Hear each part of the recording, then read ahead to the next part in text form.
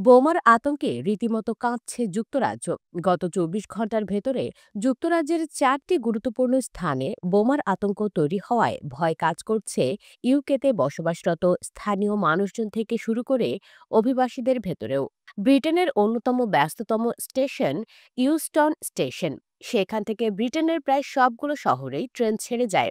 সেই স্টেশনে বোমার আতঙ্ক তৈরি হয় এবং সর্বশেষ খবর হচ্ছে যে বোম স্কোয়াড সেখানে একটি কন্ট্রোলড এক্সপ্লোশন ঘটিয়ে নিয়ন্ত্রণের ভেতরে নিয়ে এসে একটি বিস্ফোরণ ঘটিয়েছে এবং নিরাপত্তার জন্য সাধারণ মানুষজন সরিয়ে স্টেশনটিকে পুরোপুরি খালি করে দেওয়া হয়। গতকালকে প্রথমে খবর আসে গেট উইক এয়ারপোর্টের সাউথ টার্মিনালেও ঠিক একই ধরনের একটি পরিস্থিতি তৈরি হয় এবং সেখানেও বোমা সাদৃশ্য জিনিস খুঁজে পাওয়ার খবর পাওয়া যায়। বোমার খবরে আতঙ্ক ছড়িয়ে পড়ে সেখানকার সাধারণ মানুষের মনে। ঠিক একইভাবে গতকালকে ইউএস অ্যাম্বাসির বাইরে আরেকটি নিয়ন্ত্রিত বিস্ফোরণের খবর আমরা জেনেছি এবং সেখানেও বোমার আতঙ্ক তৈরি হয়। ঠিক এরপরেই ম্যানচেস্টারের একটি ট্রেন স্টেশনেও এরকম বোমার আতঙ্ক তৈরি হয় এবং কন্ট্রোল এক্সপ্লোশনের ঘটনা ঘটে, যার ফলে সাধারণ মানুষদের মনে এক ধরনের ভীতিকর পরিস্থিতি তৈরি হয়। গত ২৪ ঘন্টা বিশেষ করে এই ৪টি স্থানে বোমা পাওয়া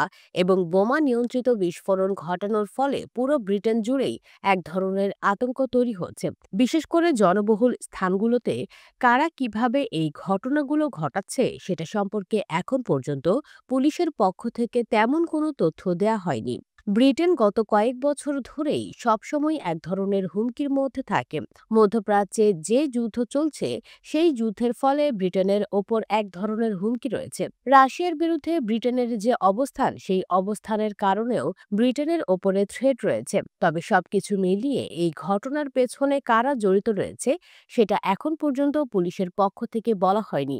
কী ধরনের বোমা সদৃশ্য বস্তু খুঁজে পাচ্ছে এবং সেটাকে বিস্ফোরণ ঘটাচ্ছে সেটাও কিন্তু বলেনি। বোমা সদৃশ বস্তুগুলো উদ্ধার না করে নিয়ন্ত্রিত বিস্ফোরণ যদি না ঘটানো হতো, তাহলে সেই বিস্ফোরণে কেমন ক্ষয়ক্ষতি হতো সে বিষয়ে এখন পর্যন্ত তেমন কোনো বিস্তারিত তথ্য আসেনি। মাত্র ২৪ ঘন্টার ভেতরে ব্রিটেনের ৪টি স্থানে, একটি ব্যস্ততম এয়ারপোর্ট, ২টি স্টেশন ও একটি গুরুত্বপূর্ণ অফিস ইউএস অ্যাম্বাসিতে এই বোমা সদৃশ্য বস্তু পাওয়া এবং নিয়ন্ত্রিত বিস্ফোরণ ঘটানোর কারণে মানুষের মধ্যে আতঙ্ক তৈরি হয়েছে।